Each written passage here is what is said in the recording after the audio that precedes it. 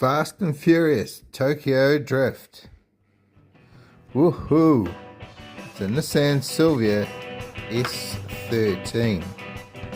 Now, I don't have an s13, so this is really cool to see one of these castings come out, and it's got beautiful details on the back.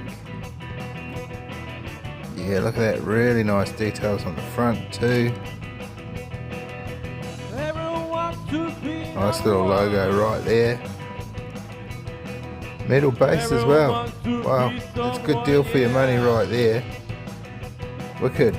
Plastic wheels. I thought these cars would be rather appropriate. 15, 14, 13.